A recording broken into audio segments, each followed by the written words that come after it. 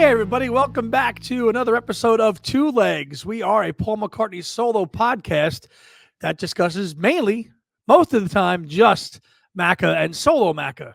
This is episode 239. I am one of your two co-hosts, Andy Nichols, and joining me today is the co-founder of Two Legs and also a co-host from Talk More Talk, a solo Beatles videocast, and that's Mr. Tom Hunyadi. How are you, Tom? I'm doing great, Andy. I'm really looking forward to this episode, this interview. As you can see, we're being joined by someone that I can't wait to talk to. But Andy, I'm doing wonderful. Hope you're doing wonderful too. And Good to be let's get back and started. doing a Yeah, fresh episode. And here we are right. again. New month, new topic. We are very delighted and pleased to have Mr. Daryl Easlea, who is the editor of the recent publication, well, in the U.S. anyway, of the Record Collector issue, bookazine on Paul McCartney. And welcome to the show, Daryl. Well, what an absolute pleasure to be here. Thank you for having me on. Oh, Yeah. pleasure. So the bookazine for us Yanks has only been available for about a month or two. When was it initially published? In the fall, right? No, it came out here in December. So December, okay. Just ahead of Christmas. And we knew it was going to it often takes a month to get over the water. Right. Yes. Yeah. But, the great thing with it is, he said modestly, it's fairly timeless. It's not like time sensitive. Right. So, I mean, the only thing, the one thing that, it didn't upset me, but we'd gone to press, and like about 3 days later, the Band on the Run 50th and the Underdub Well, came out. I mean, it's not like a new album, right? I mean, it's still going to be, it's not dated just yet, right? Because there wasn't really any new albums coming out. But I'm fascinated to know, you said it comes out in December, right? When is the start time? When do you learn that you're going to be doing this bookazine? Well, I knew we set out at the start of the year a sort of year's worth of these magazines, and I knew sort of fairly early on that I was going to do Paul, because last year I was working on my book, and that was I had a huge deadline, so I couldn't do anything before sort of the end of the year, and it's that classic thing. I think the problem with deadlines is when you've got a lot of time. I kept thinking, oh, well, I've got to get that in for November, in sort of, January, which was fine. And then by the time of sort of August, you think, oh, well, November's months away. And then suddenly it's September and it's like, blimey, I better get it. Although I will hasten to add, commissioned quite a lot of it by that point. But yes, so that's a long answer to a short question, Tom. Great to have it, and we'll dive into it deeply. But Daryl, give us some of your background before we get started on writing and being an editor. And I know you just edited this edition, but give us some of your background, as a writer and journalist. Well, I came to sort of journalism professionally, sort of relatively recently. It's 25 years now, which is quite some time. But I was very, very lucky to be absorbed by music from a very early age. And the Beatles were always this sort of thing in our household because my mum had worked in a record shop. Not like a really cool one, but over here we used to have sort of shops which sold things like hi-fis and tellies, and they would have a small record department. So she was there sort of, from when the Beatles started. And my father was a policeman, and when the Beatles played Southend Odeon in 1963, at the height of British Beatlemania, he was one of the police that got them in. Oh, wow. To the Odeon. So there was always this sort of, I was aware of them from a very early age. I mean, I was born in 66, and I, about 2 days after I was born, they did Tomorrow Never Knows and Paperback Writer. So I like to think I made the difference. But so they were always around, and I was sort of quite obsessed with them at an early age, which was quite strange, really, because at that time, they were old hat. The world had turned, we'd moved on. I worked in a record shop from, in fact, 45 years ago this year. There's a lot of anniversaries this year. But over in the UK, there was a shop called W.H. Smith, where it still is. Stationers, but they used to have a really sort of credible record department. they were sort of like the best of the department stores. Once you'd gone to your cool indies and you'd gone to your, HMV wasn't really around so much then regionally. But once you'd been there, you'd come to Smith's. So I worked there from the age of 13. And then I went into music retail. And I worked, there was a company in Great Britain called Our Price Records or Our Price Music. And I became a manager. We were all very, very young, we were running stores when we were 19 and things like that. And then I became an area manager. And then I suddenly realized I got to 30 and I thought, blimey, do I really want to do this? So I was very fortunate. I went back to university. I went to university, finished university, and then I got a job at Record Collector, which was delightful. Okay. Because I'd written a lot, sort of like the Our Price magazine and things like that. And people said to me, a very nice man called Alan Hodgson's asked me to write some sleeve notes because he'd gone to work for Universal and he'd seen my writing in the staff magazine. And, it's that sort of thing. You never realise you can do it. If I'd known it was that easy, I'd have done it sooner, if you like. Right. Because it was when I was a kid, you didn't, being a music journalist was something other people did. How do you do that? But working in a record shop was the nearest thing to it because it was brilliant. Because when we talk of Paul's albums, I started when Back to the Egg came out. I was gonna be my next point. When did you get on? And Wings Greatest was still around because this was before.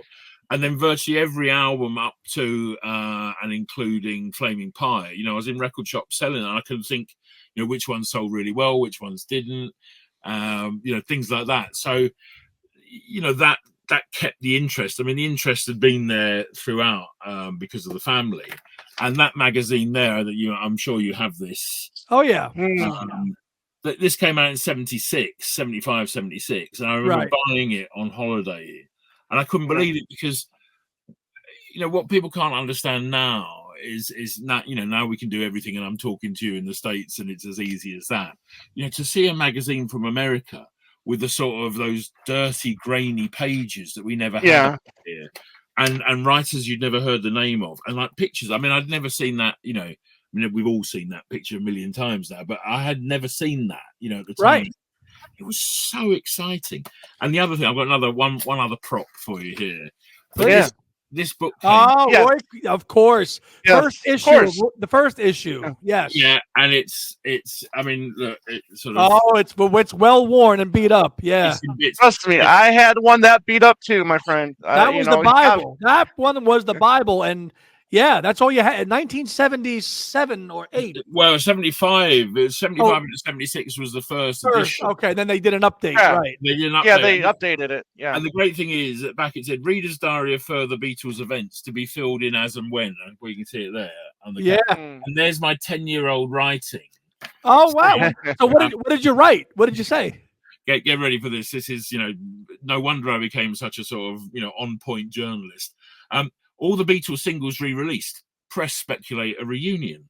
McCartney releases Venus and Mars and Wings at the Speed of Sound LPs. Lennon releases Shave Fish and Rock and Roll LPs. Harrison releases Extra Texture LP. And Ringo Blast from Your Past and Ringo's Rotogravure. Ringo shaves his head. George Harrison sued 1 million.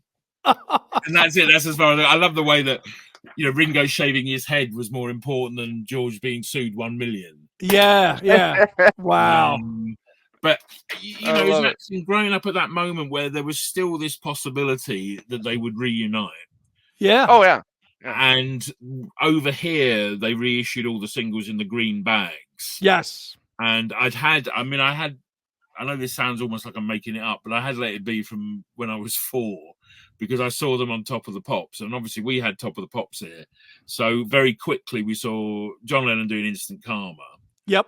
And I couldn't, what's this woman doing knitting? And what's this bloke doing? I mean, what is this? And of course, because my mum and dad sort of knew about, that's John Lennon. Oh, yeah, John. Oh, he used to be so handsome. What's he done to him? All of those sort of things. Oh, yeah. And then you saw that clip of them doing Let It Be with, that look that Paul Yeah. had then, which I still think, if I could ever grow a beard like that, I would, it's to Yeah. die for. I still can't. I see you're doing a fine job there, Tom, with yours, but Yes. yes. Thank you. And seeing that, Need some dye though. You need some dye for that thing. yeah. And I bought it. I asked my mum to buy it.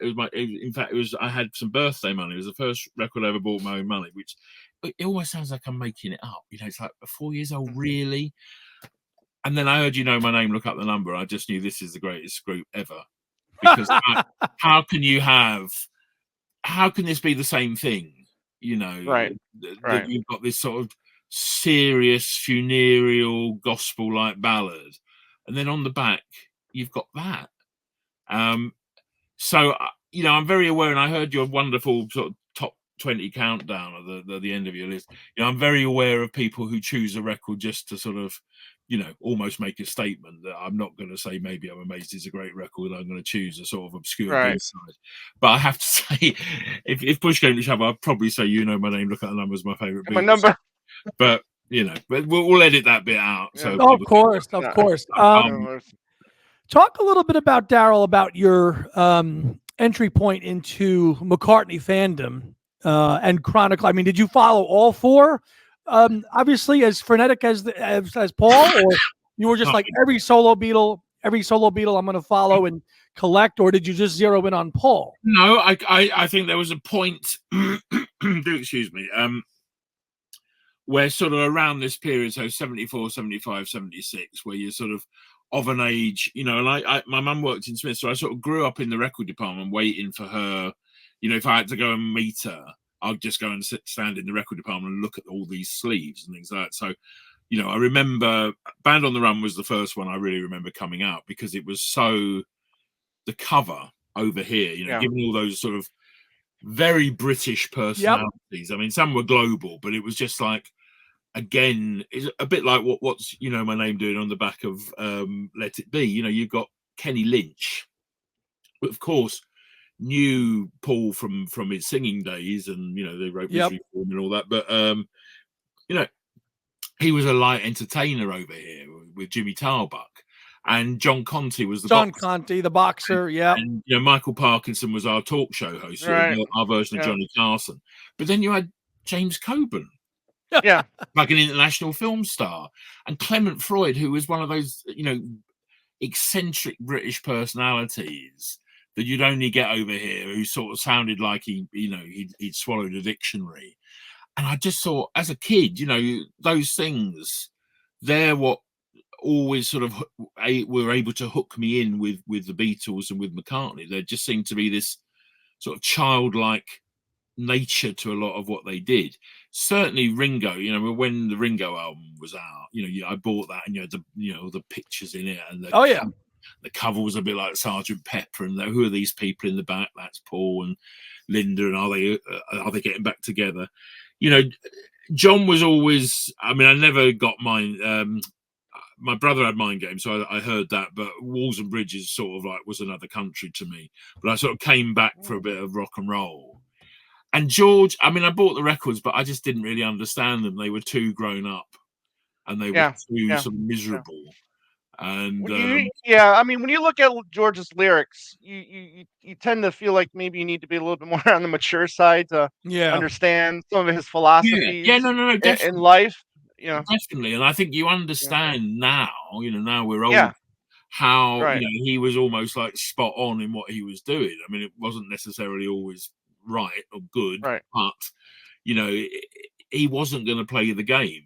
No, and all right, Ding Dong was the nearest to playing the game of here's a pop single for you, where Paul always had that sort of the common touch that would reach out, and certainly I bought Venus and Mars when it came out, and Magneto and Titanium Man, I thought that was just brilliant, and they got the picture in the desert and the stickers, it was that whole sort of very commercial, very slick, very obviously hip. He was trying to stay very hip.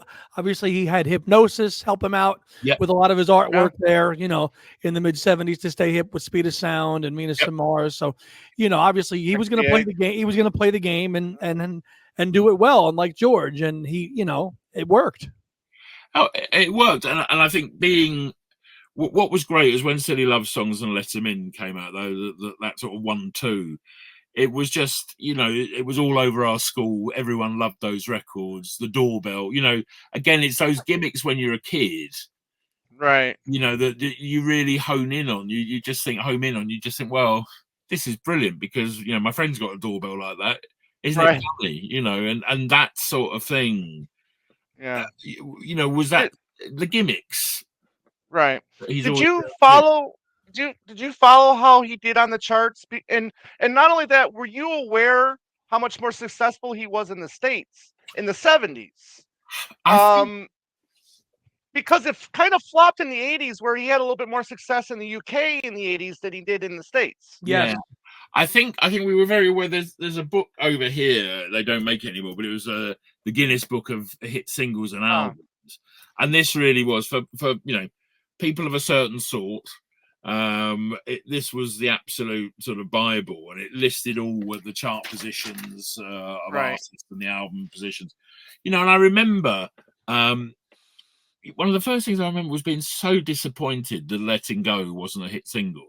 I just saw, why has he just been at number 5 or whatever it was? We'll listen to what the man said, and the next one came out and didn't go anywhere. And there was that sort of pattern with Paul's releases over here, that it wasn't sort of a given instant. No, it was not that you would have a smash, which made it even more surprising when the Pipes of Peace got to number 1 in 1984. It was like, wow, he can still do it. He can still do it. Yeah. Well, even Mullah Tire, I mean, all these great singles he's putting out before Mullah Tire, and it's Mullah Tire that he finally gets his first UK number 1 as a solo artist, really. Yeah, absolutely. And of course, I absolutely loathed that record as a kid, because it was, it's well written, and it's a piece of absolute perfect craft. It's what Paul does, excuse me, so well. But I mean, imagine being 12 going on 13. It just stayed at the top of our charts. It never left. It was just there and there and there. Punk and New Wave was happening. It was so exciting, and it was like, well, Paul's done so many better records than that, and we got to watch him again. And here comes the Pipers, and right. I mean, obviously now it's great. You can see how British people loved it, and I also think it's brilliant that it's hardly known in America, because you went with girls' school, didn't you, over there? Right. Yep. We did, but I said if we, we Paul fans are pretty, we know what we like over here. So I'm sure there were plenty of Yanks that liked that song and said, "Damn, could play it. You could play it here, know, too." Yeah, but in the long run, I think Paul still won out, because what's on Wings' greatest here in the States, right? It's still Mullah Tire. It's not Girls' School. Correct. No. Absolutely, and I'm still never sure if I've actually heard Girls' School. I mean, I know I have, obviously, but it doesn't have any sort of... because of the A side was Mullah Tire was just a stream of consciousness for the UK. I mean, and it's still, what do we always say, Tom? It's the non-charity best-selling single, still. Right? Still. Yes. Yeah, got a rhodium disc for it, didn't it? And there was Christmas Day 1977. There was a program over there. There was a guy called Mike Yarwood, who was an impressionist, and he died recently, actually. But he was like, in his day, he was just like completely out there, because he was one of the first major figures to mimic politicians and then the royals and stuff like that. And his Christmas show, Wings played on it. I'm sure you've seen it. Oh, of course, yeah. And it was just so exciting, because there was still this currency of we're seeing a Beatle. And he did that sketch with him when Mike Yarwood was Dennis Healy, who was our Chancellor of the Exchequer at that time. And, you can always say Paul will, is a good sport. He'll have a go if he's asked to do it, unless it's sort of entirely demeaning. He'll probably do it. And that was brilliant. It was like everywhere. And then Wings' greatest with that strange sleeve. Mm-hmm. It was only reading the Hypnosis book later you realise. They could have just taken that picture in MPL's basement, and you wouldn't have known. You wouldn't have even known. They would not spending a fortune to fly the thing to Switzerland and everything else. I know. It's brilliant. Have you seen the Hypnosis documentary? Yes. It's very good. It's very good. Yeah. Yeah. No, it is great, and I think that it's very emblematic of that sort of that time of excess where you could do that and people didn't think about it. They would just sign that off. And yes, of course, you're going to go to Switzerland and take a picture of a statue. Right. Of course. Snow. Why not? So coming back to your point, Tom, yes, I mean, we sort of watched the chart quite a lot and was very aware, it's like London Town, never that album, although you had With a Little Luck, which did really well. Right. But then, London Town and I've Had Enough sort of barely scratched the surface. And of course, Back to the Egg, possibly the greatest record ever made by anybody. Discuss. Oh, we will. They, they couldn't, what's it? Old Sam Sir got to number 35 or whatever over here. And it was just devastating that, why is this record not a hit? Right. Or any of the singles, really, from the album. I mean, we know Goodnight Tonight is successful, but that's not on the album. And that was brilliant. I mean, that was so exciting when that came out. So you wrote the entry article in the bookazine for Back to the Egg, not surprisingly, because you love the record. Defend it and tell us why. The thing I think with it is it offers, and I probably wrote this sort of parallel glimpse to Paul and the band sort of becoming Talking Heads and becoming Squeeze. And, he's the one thing Paul can always do is prove that he can write in a style. And if this is around, it's like, right, I'll have a go. I heard Sea Moon again earlier today, again for the first time in years, just listening to things. And it's like, that's actually quite dubby as it gets onto that point, and again, he could do that. And he's like, right, I'm going to make a soul pastiche. He can do it. He can do that.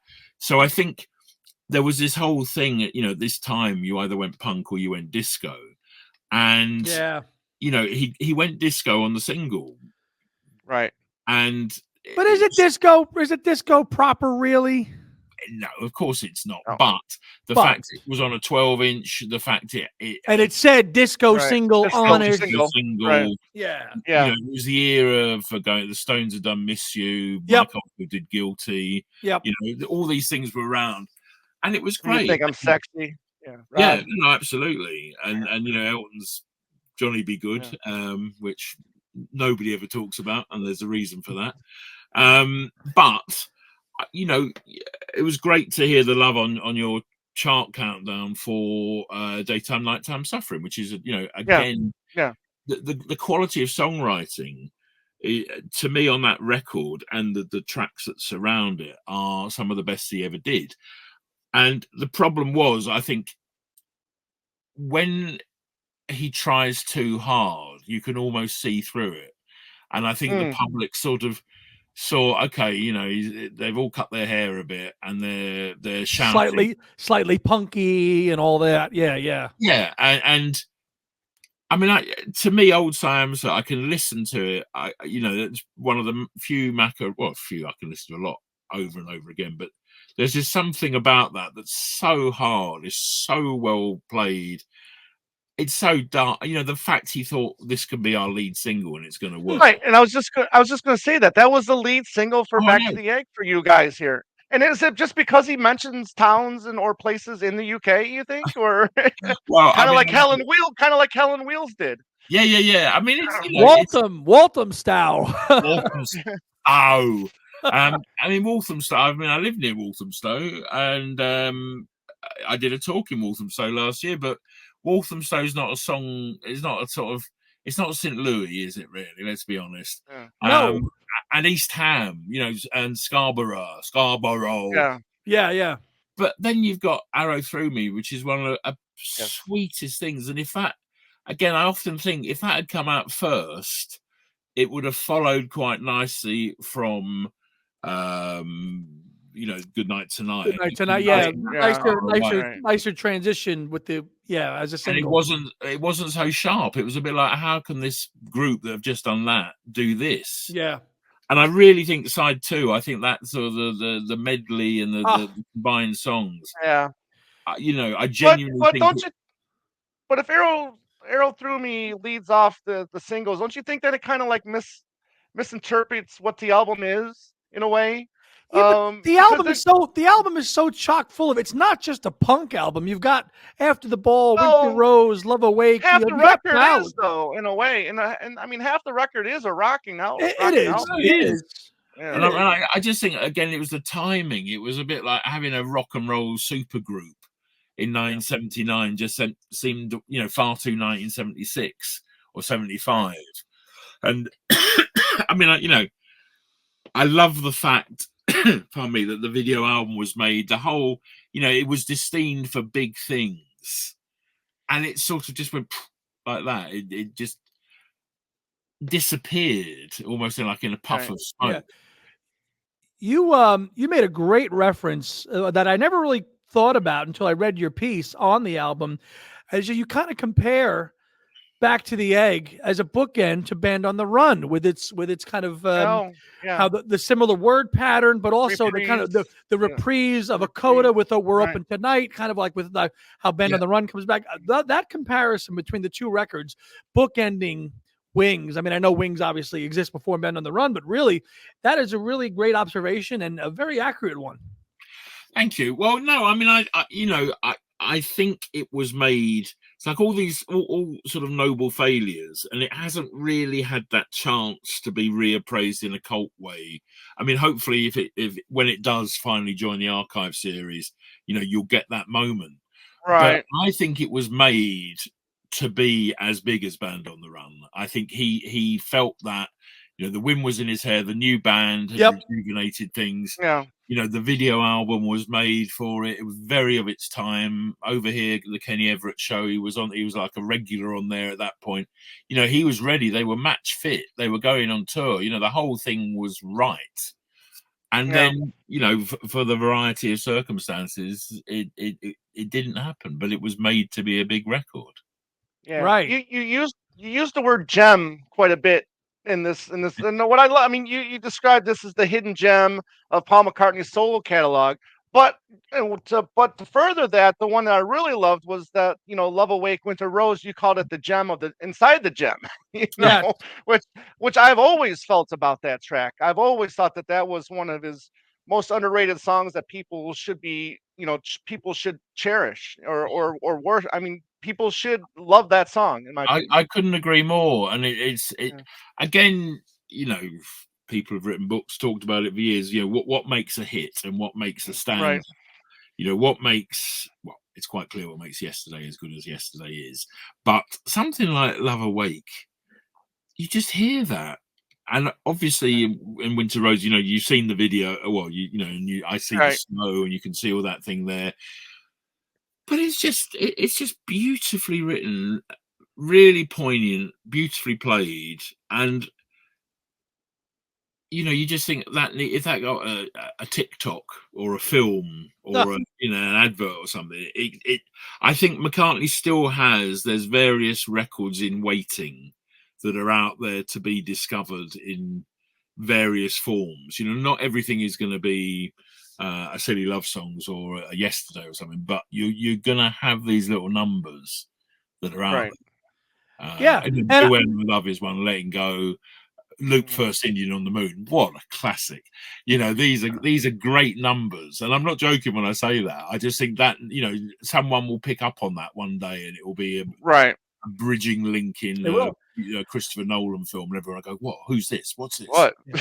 I think part of the battle is Paul's coming to terms to accept, this record and this period of the band. I don't know, why he's been so hesitant to, revisit it. Even you quote the Richard Skinner interview from '86. So it was a bomb set. I mean, he just, he does not look back at this period when he has fondly at all. I mean, a number six record, and it's just, it's just like, it's a dud, No, I mean, it was, again, if other artists would die for a record as successful as that, I just think it was almost like the way the whole thing seemed to implode. And obviously then topped off with Japan at the end of the year and the tour finishing. It wasn't the most edifying period in his life, and I think, you know, and then if you take it further to end with what happened in New York in 1980, you know, you've got that whole thing, and it's almost like it's part of a piece. Yeah, and But he's you've got, you know, yeah. Wings Greatest Right. ended that era, and as I say at the start, you know, then he resets and he goes back to some old rock and roll or you know, some hard rock to cleanse his palate, but it didn't work before it's worked. And whereas, and again, I think it will be when the archive series comes, you know, people will see it. Right. There's a lot of people, And it is, from what we were told, Right. it's done. It's just not coming out anytime soon. From what we were told. I'm sure. I mean, it's like, you know, Paul is always looking forward. I mean, he's busier now than he's been in years. You know, there's the talk of the record he's making, has been making for years or whatever that's there. Right. You know, I think, like with a lot of artists, the present will, you know, take precedent over the past. And obviously, you know, the Beatles are a much more going concern than they've been for years. Yep. You know, obviously now and then last year, everything's gonna stop to do something like that. Right. So everything. Yeah. But no, everything's. No, go ahead. Go ahead. No, what I was going to say is, you know, when you think of the retrospective love that Wildlife and Red Rose Speedway got, yes, from that, and the way that's it was what I was. Beautiful package, you know. I mean, what Wildlife for years was like the butt of every joke in the world, really. Yes, right. And now it's suddenly like, oh my god, you know, it's the misguided masterpiece. Where is he doing it? You know, the fact he can, the first words on a new album from a band. Paul McCartney does is "Take It, Tony." Take it, Tony. You know, who's just passed away, from my understanding. We got a Tony Clark. Yes, but you're exactly right. All of these records have been reevaluated very favorably, including, you know, Red Rose Speedway, which was a #1, you know, in America. I mean, that has been getting much love. Same with Wildlife. You know, I remember when Wildlife was coming out in the archive box set form, people were like, I can't believe I got to buy this album again. You know, it's just, and not to mention this period, 78, 79, is so fruitful and plentiful of video content that there'll be some. I mean, you've got the video album just alone for Back to the Egg. So they'll be loaded with video content in both of these sets. Oh, absolutely. I mean, I think it will be an absolute treat, and all the Rockestra film. Kampuchea film, you know, you know, that to me, I mean, I remember seeing that. I haven't seen that for years. I mean, I'm sure I can look on YouTube and find it right now, but you know, they were a tight band, you know, and they seemed to be sort of firing on all cylinders. And also the balance in the group, you know, Paul was definitely the leader. I mean, I know Paul's always been the leader, but there was almost that, you know, in the Wings Over America time, it was a bit like, oh, you know, we are a 5-piece and that's how it is. I mean, here it had gone back almost to the initial days of Paul being in charge, completely in charge, but fine. I think it really, really worked. So, yes, I think it hasn't had a chance to have another moment in the sun, really. And I think it's the stuff that is around it, like Wonderful Christmas Time or Good Night Tonight, that completely sort of overshadows what's on there, because most people outside of, you know, a hardcore know any of the tracks on that album. No, they don't. They don't. Daryl, taking it back to an overview of the bookazine. Yes. Are you aware? I am not aware here in the States of a full issue bookazine solely dedicated to just Macca. Was this the first one, to your knowledge, or has there been other attempts? Well, I don't know is the short answer. I mean, I know Mojo over here and Uncut have done Paul McCartney specials, but not not as comprehensive as this. Well, I definitely wanted to not feature the Beatles. Now, obviously, we've got Mike McCartney is there. I was very fortunate to speak to Mickey Dolenz, and, you know, obviously he met him during the Beatles time. But for so many years, I've sort of bought McCartney books or magazines, and then the first third or 2/3 is someone really wanting to write about the Beatles. And it's like, well, that's fine, but I sort of know that, and I don't, you know, in the end, it ends up with, off the ground gets 2 lines. Yep. And something like that. And what I wanted to do was not. I mean, obviously, we had to do it with the live albums and the compilations because of space. Yeah. But I wanted to give every album a proper review by people that care, because I think there was a sort of temptation to think, well, should we do Run Devil Run as a half page with back in no. I mean, when I saw this online, I think I saw it online first, and the thing, like, every album assessed from McCartney to McCartney 3, I'm like, okay, I don't care how much I have to pay to get this imported into the States. I have to have this magazine, because I'm like, I don't think I've seen one like this before, ever. And it's, I mean, comprehensive and thorough, and you picked a great array of writers to write about. And that's kind of lead into my next question is, how did you pull the people that wrote everything for you? Well, I wanted to. I know this sounds really obvious, but I want to get people that really appreciated his work. Now, I know that sounds really obvious, but what I didn't want to do is that balance. It's not, an entire sort of puff piece. Isn't Paul brilliant, and everything he's ever done is the most fantastic thing you'll ever hear. But I wanted it to be on side, and I wanted it to sort of share the love that we have for his work, and appreciate that it is a separate body of work to what he did with the Beatles. The overlap is huge. He obviously goes back to the Beatles increasingly as he grows older, with his stage work and the references in the songs. But it's a different thing, and I think it's only now we really do appreciate how difficult it was to try and establish yourself as a solo artist when everyone just wanted you to be a Beatle. You had the dialogue between him and Lennon, which you realize when you have to fill a weekly, the days of weekly news, you've got to find a story. All of that was completely sort of blown up, but the noise was always there. John hates Paul, Paul hates John, Linda hates Joe, blah blah blah, that going on. And to forge the albums he did, I think was quite astonishing. They're not all great; some are better than others. But what I wanted to do was to try and really get that across by choosing different writers.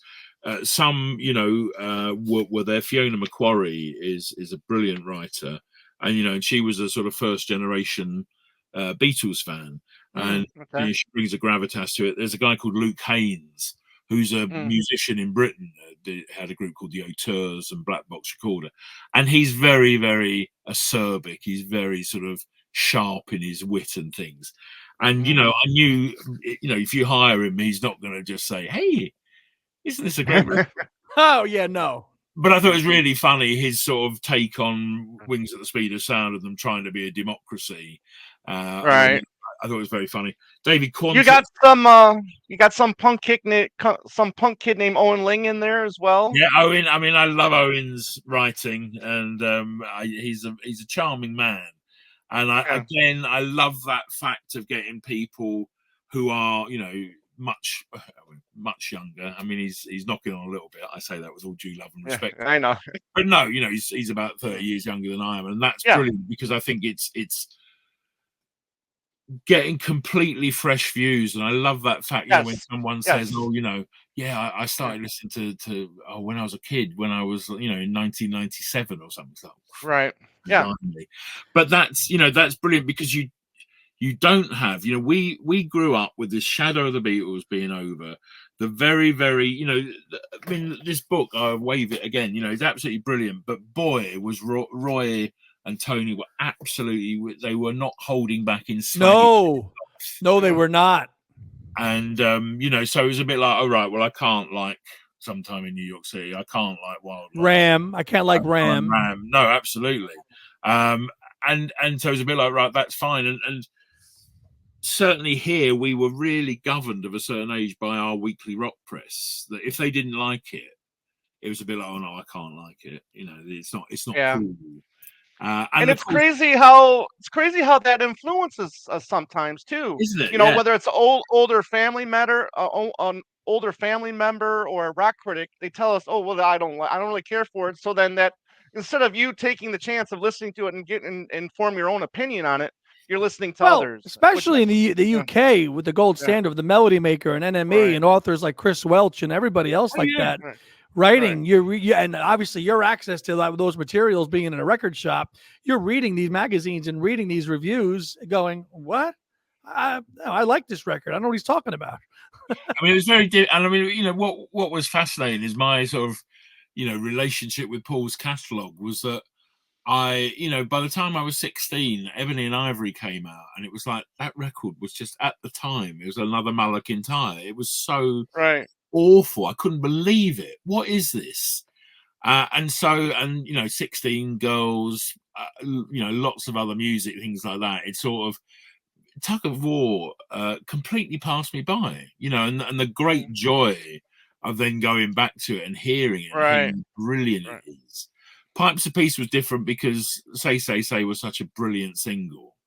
Yeah. And I see you also wrote the write up for that album as well too. I did. I did. And again, I think it's there's those records you sort of take for granted that they were just there and it sold. And again, I can see that W.H. Smith's record department, Christmas 1983, that record was there and it was selling. And we've got a compilation in Britain called Now That's What I Call Music. And the first Now That's What I Call Music came out that Christmas as well. And people were buying those two albums together. It was there. And say, that video with I think it was, if not the first, one of the first videos to have a sort of, script around it. And they were talking outside. Right. Yeah. And, was it Mac and Jack? Mac and Jack Wonder Potion, guaranteed to give you unbelievable power. There you go. I'll try one. You've seen it before. So that was fascinating, and then Press to Play came out, and it was like, oh my god! I have heard it, but just it was such a misfire commercially in Britain. I mean, it was amazing. It was, and I was R. Price Ilford then, and nobody wanted it. Nobody wanted the singles from it, and it was amazing. And then Flowers in the Dirt, suddenly everyone loved Paul again. And then off the ground, number one album, one album in the UK. UK number one. What did Press to Play reach in the UK? Was it about number 9? Number 9. Hold on, let me consult this book. I can tell you. It's number 8. Number 8. Yeah, I'm curious. Have you listened to everything in his discography? Have you listened to everything that you've written or that you and others have written about in this magazine? Broadly, yes. I mean, there's some. The classical stuff, the electronic stuff. Have you listened to all of that?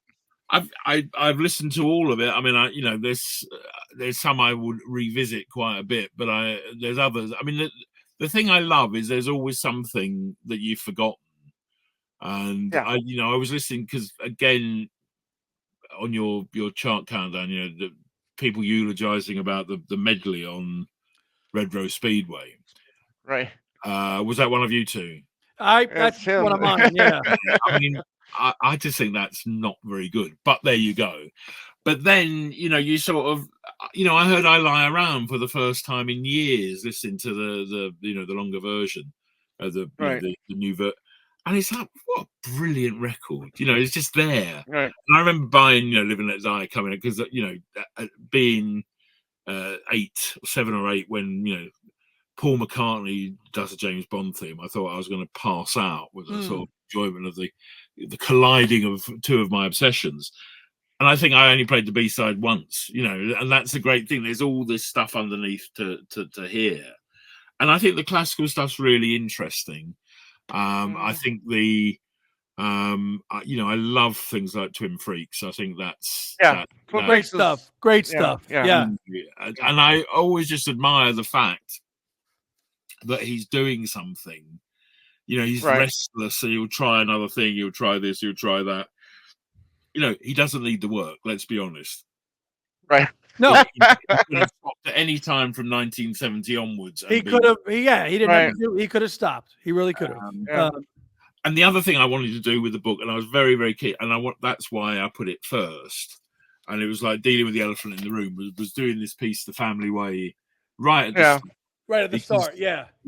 Exhibit A, always in the McCartney haters, is Right. the frog song. Oh, Mary had a little lamb. Oh, how can you like that? It's rubbish. And it's like, well, you know, I wouldn't necessarily listen to it all the time. No, but it's not rubbish. No, it's not. And that actually leads into a really good point I want to bring up, which is another section of your magazine, is the section on that's the philosophy of Paul McCartney, where Pete Paphides, I hope I said that right. Pete Paphides picked out 10 tracks that sum up the philosophy of Paul McCartney, to your point that you just made about having tracks like We All Stand Together on there, because they make up who Paul made, the family guy, the musician, the rocker, all these tracks that are highlighted here. Oh, Blood, Dia, Blood, Da, Ebony and Ivory, Penny Lane, With a Little Luck, Mamunia. These are Mrs. Vanderbilt in the end. Those are great choices that sum up who he is. Would you agree? I couldn't agree more. And when Pete said he would do it, I mean, Pete is a huge sort of name over here. Sorry, Pete. I'll get it right next time. no, it's all right. But I love his take on things, and I love his writing. And I knew that there were several people I knew I had to have in the magazine. And fortunately, I was able to get virtually all of them. A couple were too busy, but I just thought his writing is marvelously three-dimensional, and he does take that sort of different view. And you know, I agree with him. I think Obra is a brilliant record. I think Moon is obviously a beautiful record, but the way he writes about them really makes them sing. And I think that's the thing, because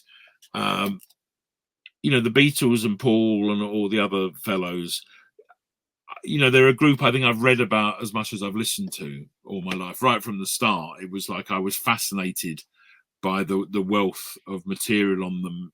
Even then, obviously now, you know, crikey, how many books are there? You know, and there's a marvelous thing in Britain. Have you heard of the Teetles? Oh yes. Yeah, I mean, that, you know, marvelous. It started with pictures of them drinking tea, and now it's developed further into other things. But I just love the fact that they're, you know, dissected on such a level, and that's why I wanted Pete in there to do that. And also, I got a couple of really good fans in there. I mean, obviously, Dino must be. Dino. And that's I love. Go ahead, Tom. Go ahead. No, just I said. I mean, I love that the fact that you also can talk about the collector as well, because I mean, Andy and we consider ourselves collectors. I collect the 45 picture sleeves from around the world. Andy's got 20 different copies of Ram from around the world. I mean, it's just it's things we love to do. But you also the one thing I wanted to ask you was you thanked NPL. What was their involvement, if any? Well, no, I mean, I got through Doorbell, who's the press agency. They selected. I said I wanted some photographs, so they supplied some photographs directly to us for the mag. So I mean, things you will have seen before, but there were things like I mean, we had to have Mary's picture of Paul. Oh yeah, with his records and things like that, which are directly owned by them. So and what I did want to do was make sure they were completely aware all the time of what we were doing. And of course, my first request was, will Paul speak? And of course, Paul won't, because he was off in Brazil and doing whatever. But fortune favors the brave. You have to ask the questions. But I was so delighted. I interviewed Mickey Dolenz for a big piece in Record Collector magazine, and I said, would you speak to me about an intro for the mag? And he did, and I thought that was brilliant. And I know Mike McCartney talks a lot about his photos all the time, but still, I took the view with it that I didn't want to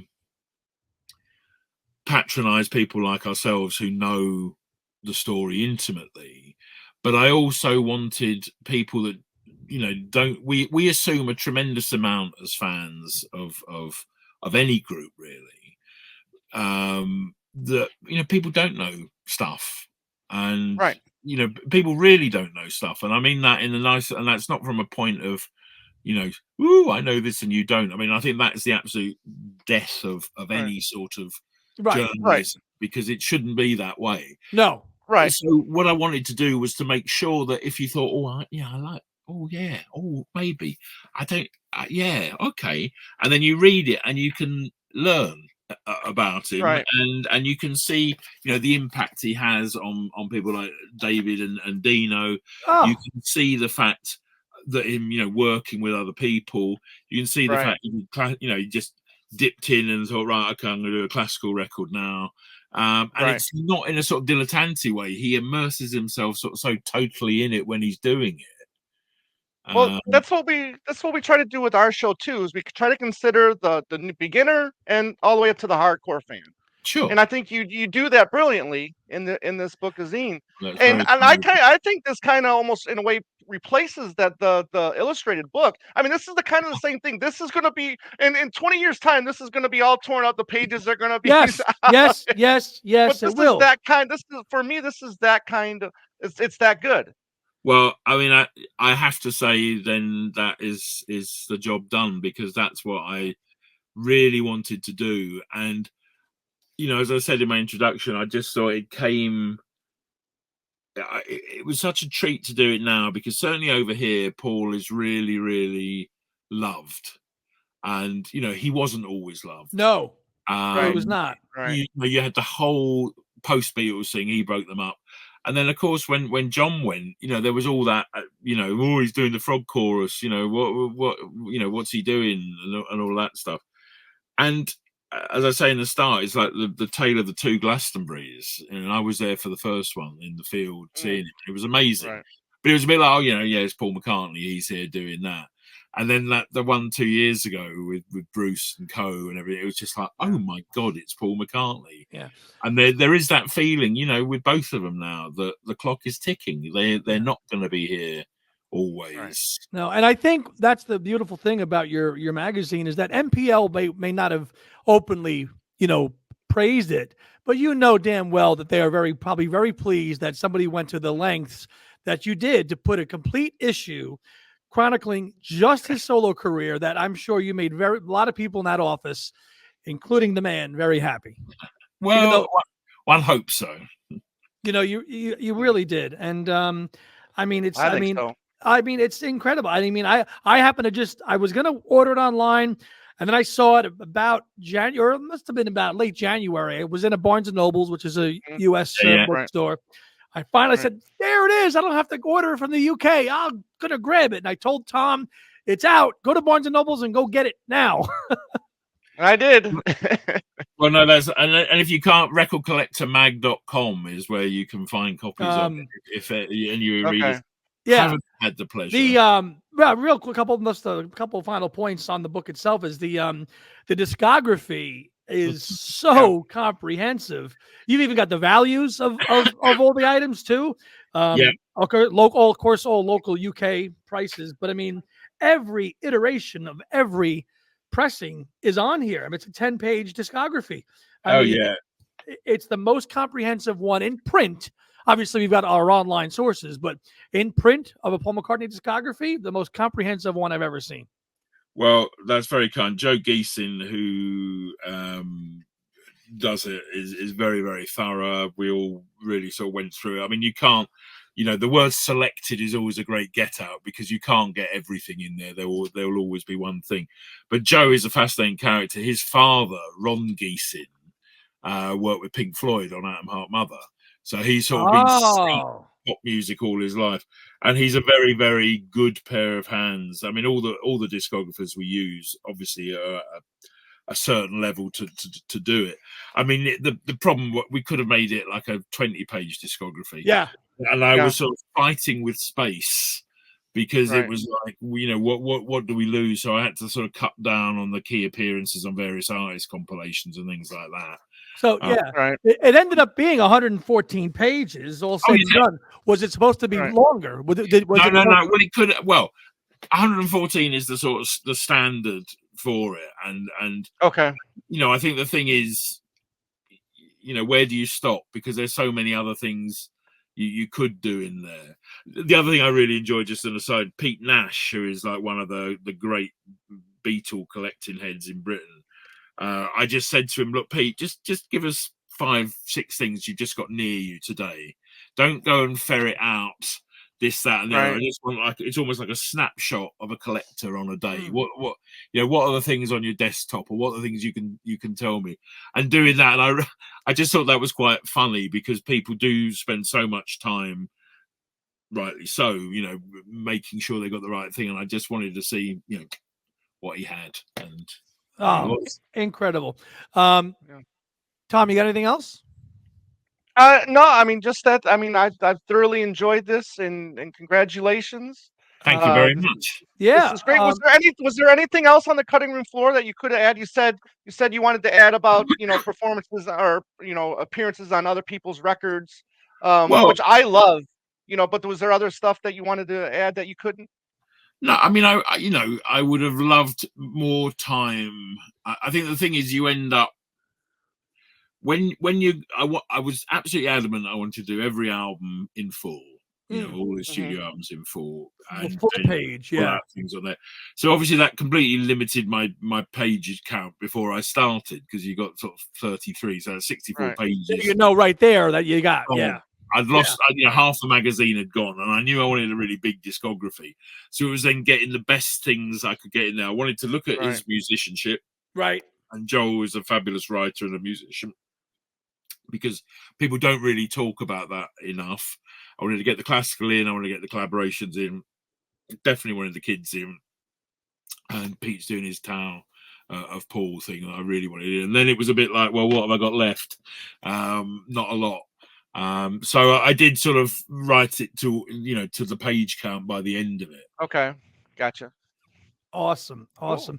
Daryl, what do you have? What are you working? You said you were working on another book. What do you got coming up in the pipeline? Well, so I just last year I wrote a book on Slade, called Whatever Happened to Slade, which I do have it here. It's here, which came out on Omnibus Press. That's coming out in the States in August. And of course, Slade, a very British phenomenon. As Paul is in here, I mean, quoted material, but he sort of he comes in because they did an album called Slade Alive in 1972, and he's on the inner sleeve of that album saying, he's taken the pressure off when Wings were coming back, going listen to Slade instead of Teeny Boppers. Also, this is the latest edition of Record Collector, with the group you may be familiar with on the front there. Never seen them before. No, indeed. But this is great. Richie Unterberger, who you may know. Oh, of course. Yes. Writer, written about the first 60 days of in 64. Yeah. And we reached out to MPL to get the selection of Macca picks from his book in there. Eyes of the Storm.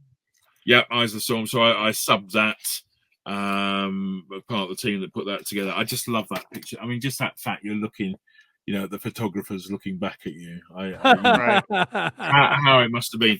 I'm also, for myself, if I work through it, I am working on the new edition of the Rare Record Price Guide. Okay, 2024. Which is a big, thick old tome. Look at all these records in here, John. Oh boy! Oh, available now through recordcollectormag.com. But that's so it's very busy and it's a lot of fun. But absolutely blessed that we're writing about pop music. And thankfully, hopefully that door does not close and that chapter doesn't end. And obviously, maybe in a year or two, if the gods allow it, you can do a revision to this and add another album or two. I can also tell you, I am actually working on another bookazine, which will be out this December. I don't know if you knew, he used to write with a fellow called John Lennon.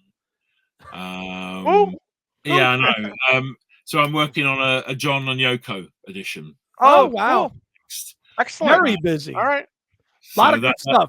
A lot of good stuff coming from Record Collector, boy. So give them a look out. Recordcollector.co.uk. recordcollectormag.com. Okay. The other thing I must say about it, we're 45 years old this year. It's our 45th wow. anniversary, longest running music magazine in Britain. Wow. So, and we'll be doing some celebrations around it. So, watch Cool. this space, as they say.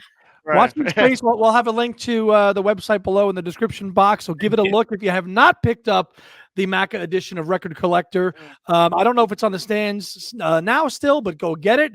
Order it. You can order it directly from the UK. I know a lot of Americans probably have not picked it up yet. Please do. It's a very enjoyable read. It's a great reference material.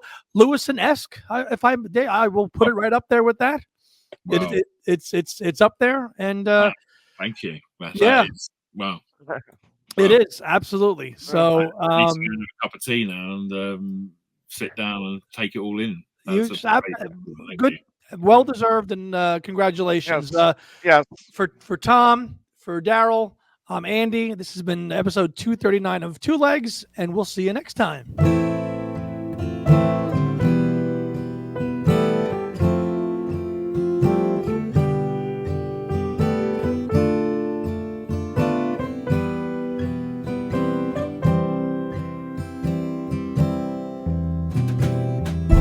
Listening to Two Legs, a Paul McCartney podcast, hosted by Tom Hunyadi and Andy Nichols, with musical contributions by Dylan